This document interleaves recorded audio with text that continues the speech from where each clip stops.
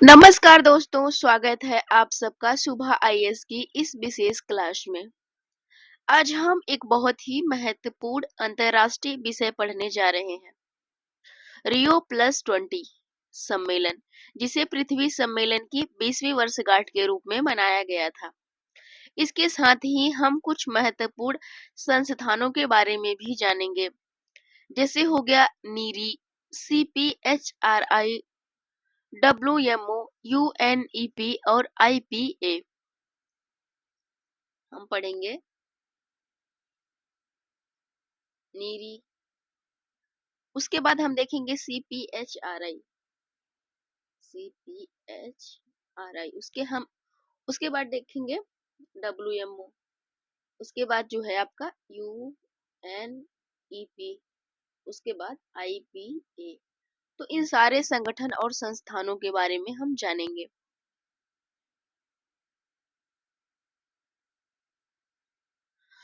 तो चलिए दोस्तों, टाइम वेस्ट न करते हुए हम आज का अपना सेशन शुरू करते हैं। रियो+20 सम्मेलन।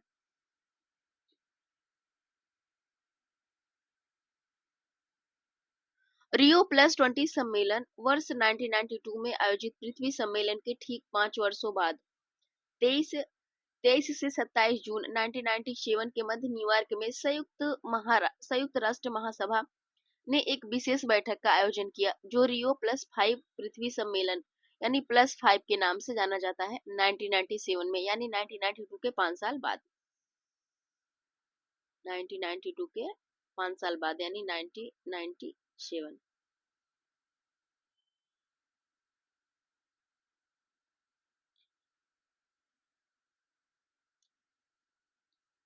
के नाम से जाना गया। यह बैठक एजेंडा 21 को लागू करने की दिशा में उठाए गए कदमों के मूल्यांकन हेतु बुलाई गई थी। एजेंडा 21 के तहत पहली बैठक में उन सभी कारकों को सूचीबद्ध किया गया था जिसे टिकाऊ विकास के लक्ष्यों को हासिल करने के लिए महत्वपूर्ण माना जाता है। उल्लेखनीय है कि 26 अगस्त से 4 सितंबर 2002 के मध्य रियो प्लस का आयोजन जोहान्सबर्ग यानी दक्षिण अफ्रीका में विश्व सतत विकास सम्मेलन की 10वीं वर्षगांठ के उपलक्ष्य में आयोजित किया गया था। रियो+20 का आयोजन रियो डी जेनेरियो, ब्राजील में 20 से 22 जून 2012 के मध्य संपन्न हुआ था। यह सम्मेलन वर्ष 1992 में रियो डी जेनेरियो में हुए पृथ्वी सम्मेलन के 20वीं वर्षगांठ के उपलक्ष्य में आयोजित किया गया था। 20वीं वर्षगांठ के उपलक्ष्य में आयोजित किया गया था।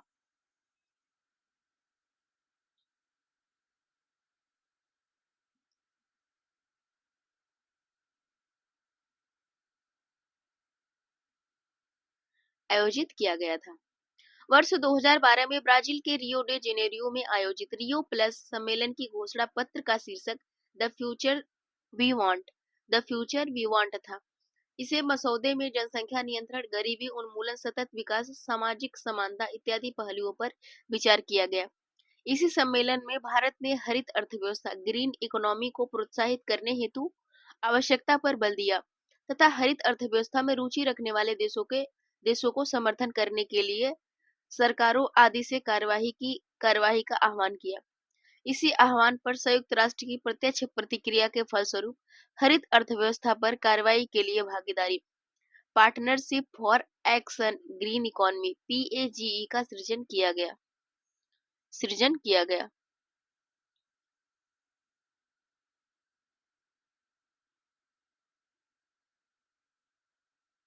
ध्यातव्य है कि सतत विकास लक्ष्यों को प्राप्त करने के लिए रियो प्लस सम्मेलन में कोई स्पष्ट रणनीति नहीं बनाई गई थी। इसके साथ ही किसी कानून बंधन की व्यवस्था नहीं की गई थी। औद्योगिक राष्ट्रों का पर्यावरण व सतत विकास के मुद्दों के प्रति उदासीन रवैया भी इन सम्मेलन को अपेक्षित सफलता नहीं दिला सका। तो अब देखते हैं कि जो रियो+20 सम्मेलन है उससे प्रीवियस ईयर जो क्वेश्चन आए हुए हैं उनको हम देखेंगे, उनका डिटेल्स में एनालिसिस करेंगे। तो सबसे पहला प्रश्न है आपका, आमतौर पर समाचारों में आने वाला रियो प्लस यानी रियो+20 सम्मेलन क्या है? पहला प्रश्न है जो कि IAS प्रीलिम्स 2015 में पूछा गया है। इसका सही उत्तर आपका हो जाएगा, यह धारणीय विकास सस्टेनेबल डेवलपमेंट पर संयुक्त राष्ट्र सम्मेलन है। इसका सही उत्तर हो जाएगा ए। इसका हम एनालिसिस देखते हैं अच्छे से। रियो प्लस धारणीय सम्मेलन धारणीय विकास पर संयुक्त राष्ट्र सम्मेलन है। यह सम्मेलन 20-22 जून 2012 के मध्य रियो डे जेनेरियो ब्राजील में संपन्न हुआ था। यह वर्ष 1992 में रियो डे जेनेरियो में हुए पृथ्वी सम्मेलन की 20वीं वर्षगांठ तथा वर्ष 2002 में जोहान्सबर्ग में आयोजित सतत विकास सम्मेलन की 10वीं वर्षगांठ के उपलक्ष्य में आयोजित किया गया था। इस तरीके से हम सबने देख लिया पहला प्रश्न और उसका एनालिसिस भी। अब हम देखते हैं दूसरा प्रश्न।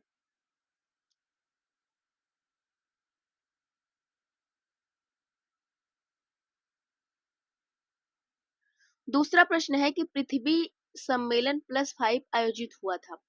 तो जो पृथ्वी सम्मेलन +5 किस वर्ष आयोजित हुआ था, इसका सही उत्तर हो जाएगा 1997 यानी 1992 के ठीक 5 साल बाद, जो कि यूपीपीसीएस 2016 में पूछा गया था। वर्ष 1992 में विश्व भर के नेता ब्राजील के शहर रियो डे जेनेरियो में आयोजित पृथ्वी सम्मेलन में एकत्र हुए थे। ठीक 5 वर्षों बाद 23 से 27 जून 1997 के मध्य न्यूयॉर्क में संयुक्त राष्ट्र महासभा ने एक विशेष बैठक का आयोजन किया, जो रियो +5 पृथ्वी सम्मेलन प्लस के नाम से जाना जाता है। यह बैठक एजेंडा 21 को लागू करने की दिशा में उठाए गए कदमों के मूल्यांकन हेतु बुलाई गई थी। तो इस तरीके से दूसरा प्रश्न देख लिया। अब आगे देखते हैं अगला प्रश्न क्या है। अगला प्रश्न है कि रियो 20 घोषणा पत्र का शीर्षक क्या था। रियो 20 घोषणा पत्र का शीर्षक क्या था। जैसा कि आप सब जानते हैं, इसका जो घोषणा पत्र था the future we want, Chhattisgarh PCS 2015 में पूछा गया था। यानी रियो +20 का आयोजन प्रथम पृथ्वी शिखर सम्मेलन रियो डी जेनेरियो 1992 के ठीक 20 वर्ष पूरे होने के पश्चात किया गया था।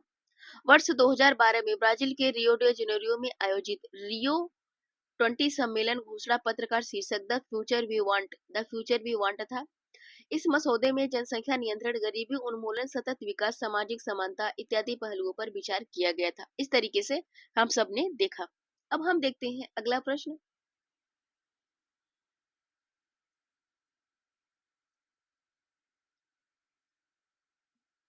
अगला प्रश्न है बच्चों, हरित अर्थव्यवस्था कार्यवाही के लिए भागीदारी PAGE जो अपेक्षाकृत हरित एवं अधिक समावेशी अर्थव्यवस्था की ओर देशों के संक्रमण में सहायता देने के लिए संयुक्त राष्ट्र की एक क्रियाविधि है, आविर्भूत हुई।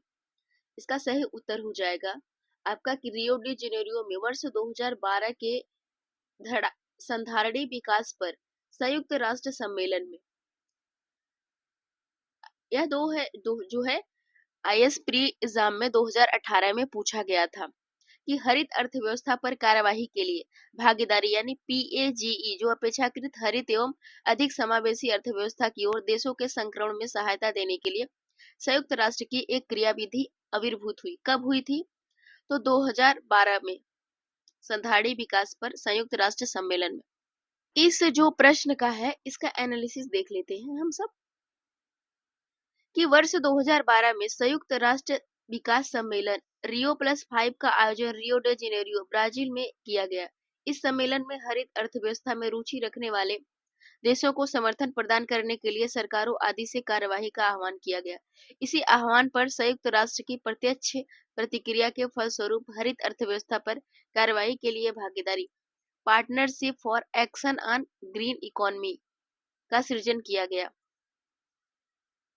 अगला प्रश्न है आपके सामने कि जोहान्सबर्ग में सतत विकास सम्मेलन किस वर्ष आयोजित हुआ था। इसका सही उत्तर हो जाएगा 2002 में।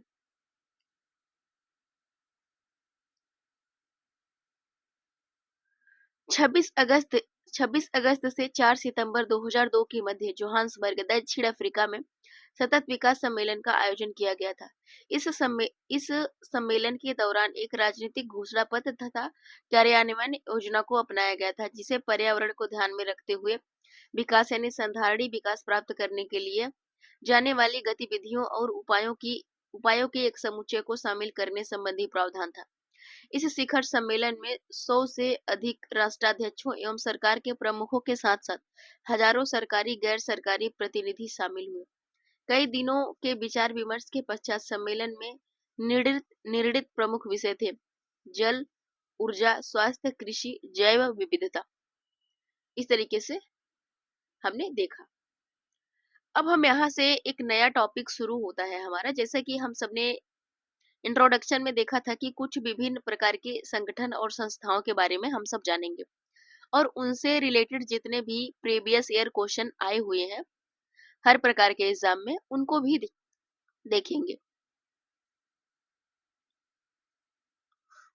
देखेंगे हम। तो चलिए देखते हैं कि विभिन्न प्रकार के जो संगठन है और संस्थान है। संगठन संस्थान के बारे में देखते हैं, विभिन्न संगठन और संस्थान। तो सबसे पहले देखते हैं कि पर्यावरण संरक्षण एवं सुरक्षा की दृष्टि से राष्ट्रीय व अंतर्राष्ट्रीय स्तर पर विभिन्न प्रकार के संगठनों एवं संस्थानों की स्थापना की गई थी। राष्ट्रीय पर्यावरण अभियांत्रिकी शोध संस्थान महाराष्ट्र राज्य के नागपुर शहर में स्थित है। इसकी स्थापना वर्ष 1958 में केंद्रीय लोक स्वास्थ्य अभियांत्रिकी शोध यानी CPHER के रूप में वाटर सप्लाई, सीवरेज प्लांट तथा इससे संबंधित बीमारियों एवं औद्योगिक प्रदूषण की रोकथाम के रूप में शोध एवं विकास के लिए की गई थी। इसकी 5 क्षेत्रीय प्रयोगशालाएं चेन्नई, दिल्ली, हैदराबाद, कोलकाता एवं मुंबई में है। NEERI भारत सरकार के विज्ञान एवं प्रौद्योगिकी मंत्रालय के अधीन कार्य करता है। वर्तमान में NEERI के निदेशक डॉक्टर एस वेंकट मोहन है।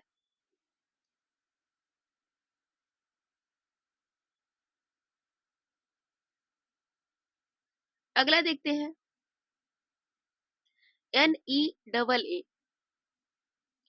NEAA का तात्पर्य है राष्ट्रीय पर्यावरणीय अपीली प्राधिकरण, नेशनल इन्वायरमेंट अपीलिएट अथॉरिटी से संबंधित है। यानी राष्ट्रीय पर्यावरण अपीली प्राधिकरण NEAA का गठन तत्कालीन वन एवं पर्यावरण मंत्रालय, वर्तमान नाम पर्यावरण, वन और जलवायु परिवर्तन मंत्रालय, भारत सरकार के द्वारा किया गया था। इसे कुछ प्रतिबंधित क्षेत्रों में ऐसे मामलों को देखने के लिए जिसमें पर्यावरण मंजूरी आवश्यक है स्थापित किया गया था। इसे राष्ट्रीय पर्यावरण अपीली प्राधिकरण अधिनियम 1997 के तहत स्थापित किया गया था ताकि पर्यावरण संरक्षण अधिनियम 1986 के तहत क्षेत्रों के प्रतिबंध हेतु किसी भी युद्धोग संचालन एवं प्रक्रियाओं की श्रेणी के संबंध में अपील की सुनवाई की जा सके। वर्ष 2010 में इसके स्थान पर राष्ट्रीय हरित प्राधिकरण नेशनल ग्रीन ट्रिब्यूनल की स्थापना की गई। अब अगला देखते हैं WMO। WMO जो है आपका वर्ल्ड मेट्रियोलॉजिकल ऑर्गेनाइजेशन, विश्व मौसम विज्ञान संगठन, संयुक्त राष्ट्र की एक विशेष एजेंसी है। संयुक्त राष्ट्र की एक यूनाइटेड नेशन की एक विशेष एजेंसी है जो पृथ्वी के मुख्यतः वातावरण की दशा और व्यवहार का अध्ययन करती है। 23 मार्च 1950 को विश्व मौसम विज्ञान अभिसमय वर्ल्ड मेट्रोलॉजिकल कन्वेंशन लागू हुआ। अतः 23 मार्च को विश्व मौसम यानी वर्ल्ड मेट्रोलॉजिकल डे के रूप में मनाया जाता है। 17 मार्च 1951 को IMO इंटरनेशनल मेट्रोलॉजिकल ऑर्गेनाइजेशन विश्व मौसम विज्ञान संगठन वर्ल्ड मेट्रोलॉजिकल ऑर्गेनाइजेशन के नाम से अस्तित्व में आई। इसका मुख्यालय जेनेवा में स्विट्जरलैंड में स्थित है। इसकी वर्तमान महासचिव सेलेस्ट सोलो, पहली महिला महासचिव अर्जेंटीना, जबकि अध्यक्ष UAE के अब्दुल्ला अल मंडोस हैं।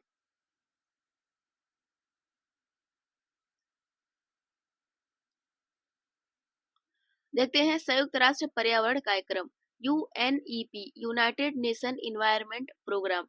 इसकी स्थापना 1972 में हुई थी। इसका मुख्यालय नैरोबी, केन्या में अवस्थित है। वर्तमान में इसकी कार्यकारी निदेशक डेनमार्क की इंगर एंडरसन है।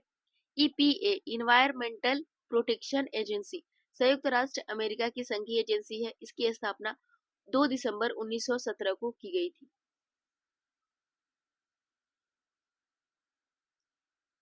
संगठन जिसके कार्यालय 55 से अधिक देशों में स्थापित है और इसके मुख्यालय नीदरलैंड के एम्स्टर्डम में स्थित है। अब इससे रिलेटेड जितने भी प्रीवियस ईयर क्वेश्चन आए हुए हैं हर प्रकार के एग्जाम में, जैसे सिविल सर्विस हो गया, अदर स्टेट के जो हो गए PCS, उन सब में। तो देखते हैं सबसे पहला प्रश्न की राष्ट्रीय अभियांत्रिकी शोध संस्थान NEERI अवस्थित है, कहाँ अवस्थित है, कई बार पूछा गया है। लोअर पीसीएस में पूछा गया, यूपी पीसीएस में पूछा गया, उत्तराखंड पीसीएस में पूछा गया है। उसके बाद पीसीएस में रिपीट किया गया है 2012 और 2014 में, इसलिए आपका इंपॉर्टेंट हो जाता है। यानी राष्ट्रीय पर्यावरण अभियांत्रिकी शोध संस्थान, NERI, इसका फुल फॉर्म अगर देखें तो national environmental engineering research institute. इसकी स्थापना जो हुई थी 1958 में हुई थी। संस्थान नागपुर में है, भारत में। कार्य इसका है जलवायु मृदा प्रदूषण पर अनुसंधान करना।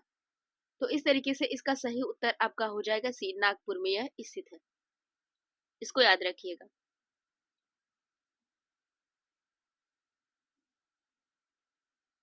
राष्ट्रीय, इसका एनालिसिस देख लेते हैं कि राष्ट्रीय पर्यावरण अभियांत्रिकी शोध संस्थान महाराष्ट्र राज्य के नागपुर शहर में अवस्थित है। NEERI भारत सरकार के विज्ञान एवं प्रौद्योगिकी मंत्रालय के अधीन कार्य करता है।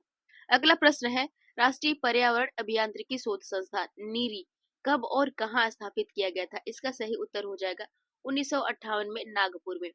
राष्ट्रीय पर्यावरण अभियांत्रिकी शोध संस्थान national environmental engineering research institute की स्थापना 1958 में नागपुर में की गई थी। वर्तमान में इसके निदेशक डॉक्टर S वेंकट मोहन है। अगला प्रश्न है बच्चों आपके सामने, NEA से क्या आशय है? NEA से क्या आशय है? NEA से क्या आशय है? इसका सही उत्तर हो जाएगा आपका, ये इस तरीके से देखिए गलती है प्रश्न में, क्योंकि अगर पूछा जाए तो NEAA होना चाहिए। इस तरीके से इसको हम मूल्यांकन से बाहर कर दिया गया है उत्तर छत्तीसगढ़ पीसीएस के द्वारा। अब हम देखते हैं अगला प्रश्न।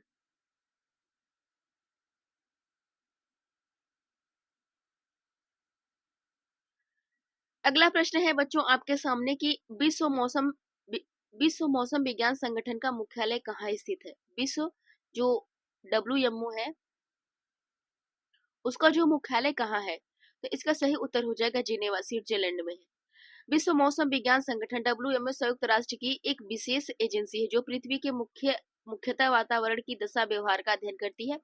इसका मुख्यालय जिनेवा, स्विट्जरलैंड में स्थित है।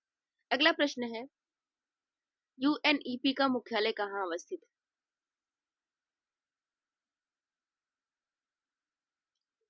UNEP का मुख्यालय कहाँ अवस्थित है? UNEP यानी कि यूनाइटेड नेशन इन्वायरमेंट प्रोग्राम।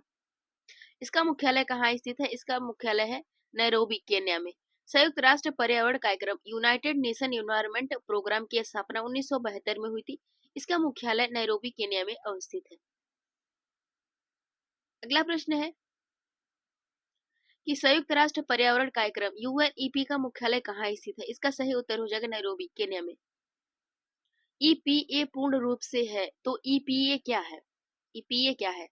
जैसा कि आप सब जानते हैं, EPA क्या है? Environmental protection agency. Environmental protection agency. EPA का पूर्ण रूप इन्वायरमेंटल प्रोटेक्शन एजेंसी है। यह संयुक्त राष्ट्र अमेरिका की एक संघीय एजेंसी है।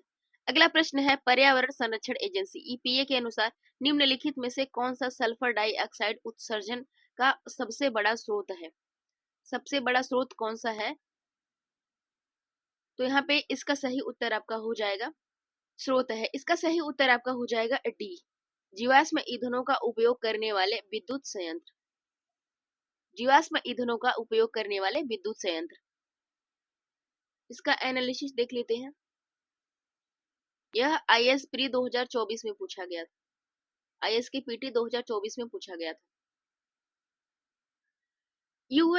USA की पर्यावरण संरक्षण एजेंसी के अनुसार वायुमंडल में सल्फर डाइऑक्साइड SO2 के उत्सर्जनों में सबसे बड़ा स्रोत विद्युत संयंत्रों, पावर प्लांट्स और औद्योगिक सुविधाओं, इंडस्ट्रियल फैक्ट्रीज द्वारा जीवाश्म ईंधनों का दहन है। SO2 उत्सर्जनों के छोटे स्रोतों में शामिल है एस्कोको से धातुओं का निष्कर्षण करने जैसी औद्योगिक प्रक्रियाएं, प्राकृतिक स्रोत जैसे ज्वालामुखी और रेल इंजन, लोकोमोटिव, जहाज एवं अन्य वाहन, भारी उपकरण जो उच्च सल्फर डाइऑक्साइड के घटक है। जीवाश्म ईंधनों का उपयोग करते समय इस प्रकार विकल्प डी सही उत्तर आपका हो जाएगा। अगला प्रश्न है, देखिए आपके सामने कि ग्रीन पीस इंटरनेशनल का मुख्यालय कहाँ स्थित है। ग्रीन पीस इंटरनेशनल का मुख्यालय कहाँ स्थित है? इसका सही उत्तर हो जाएगा एम्स्टर्डम में। तो आप कमेंट बॉक्स में जरूर बताइएगा ग्रीन पीस जो इंटरनेशनल है उसकी स्थापना किस वर्ष की गई थी। एक गैर सरकारी पर्यावरण संगठन है, इसका मुख्यालय नीदरलैंड के एम्स्टर्डम में स्थित है। अगला प्रश्न है आपके सामने कि हाल ही में संयुक्त राष्ट्र पर्यावरण सभा का चौथा सत्र UNEA फोर्थ कहाँ आयोजित किया गया? इसका सही उत्तर हो जाएगा कोई स्थान इसमें से नहीं है, क्योंकि कहाँ स्थापित किया गया था यह संयुक्त राष्ट्र पर्यावरण सभा का चौथा सत्र 11 से 15 मार्च 2019 के मध्य केन्या के नैरोबी में आयोजित किया गया था। कोविड-19 के कारण UNEP 5 का आयोजन 2 सत्रों में किया गया। UNEA 5.1 का वर्चुअल आयोजन 22 से 23 जनवरी 2021 के मध्य तथा UNEA 5.2 का आयोजन नैरोबी में 28 फरवरी से 2 मार्च 2022 के मध्य किया गया था। ध्यातव्य है कि संयुक्त राष्ट्र पर्यावरण सभा के छठे सत्र UNEA 6 का आयोजन 26 फरवरी 2024 के मध्य नैरोबी केन्या में संपन्न हुआ। संयुक्त राष्ट्र पर्यावरण सभा के सातवें सत्र UNEA 7 का आयोजन 8 से 12 दिसंबर 2025 के मध्य नैरोबी केन्या में प्रस्तावित है। इस तरीके से हमने क्वेश्चन देखा। अब देखते हैं हम यहाँ पे इसके बाद कुछ हो गया पर्यावरण संरक्षण से संबंधित अधिनियम, इनको हम अगली क्लास में देखेंगे। तो दोस्तों आज हम Rio+20 सम्मेलन ने पूरी दुनिया को यह सिखाया है कि आर्थिक विकास तभी संभव हो जब पर्यावरण सुरक्षित रहे। इस सम्मेलन ने सतत विकास और हरित अर्थव्यवस्था की दिशा में एक नई सोच दी है। अगली क्लास में अब हम देखेंगे कुछ जो क्या कहते हैं कि पर्यावरण संरक्षण से संबंधित अधिनियम है, उनको देखेंगे। तो अब हम मिलेंगे आपको अगली क्लास में। आपको अगर हमारा सेशन पसंद आता है तो चैनल को सब्सक्राइब कर दीजिए, लाइक करना ना भूलिए, कमेंट में जरूर बताइए आपको हमारी क्लास कैसी लगी और हम कौन से सब्जेक्ट की घटना चक्र और शुरू कर सकते हैं जिससे आपकी हेल्प हो सके। पीडीएफ के लिए टेलीग्राम ज्वाइन करें, वहां पे आपको पीडीएफ मिल जाएगा। अगर पीडीएफ नहीं मिलता है तो आप एक मैसेज करके जो पीडीएफ आपको चाहिए उसको मंगा सकते हैं। मिलते हैं अगली क्लास में। थैंक यू सो मच, अपना ध्यान रखें।